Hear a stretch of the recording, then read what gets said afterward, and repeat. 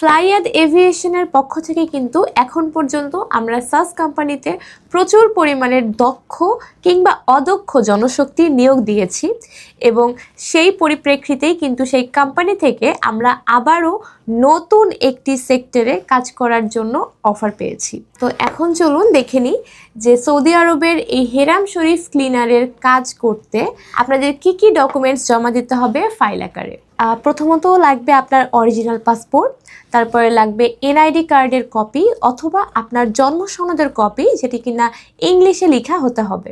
এরপর লাগবে পাসপোর্ট সাইজের 4 কপি ছবি যার ব্যাকগ্রাউন্ড হতে হবে সাদা এবং অবশ্যই ল্যাব প্রিন্টেড হতে হবে। এবং এরপরে আপনার মেডিকেল ফিট রিপোর্ট আসার পরে কিন্তু অবশ্যই পুলিশ ক্লিয়ারেন্স পেপারটা দিতে হবে।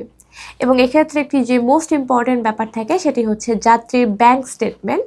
যাত্রীর ব্যাংক স্টেটমেন্টটি কিন্তু আমাদের ডকুমেন্টসের মধ্যে অত্যন্ত প্রয়োজনীয়, এটা আপনারা অবশ্যই সাথে করে নিয়ে আসবেন।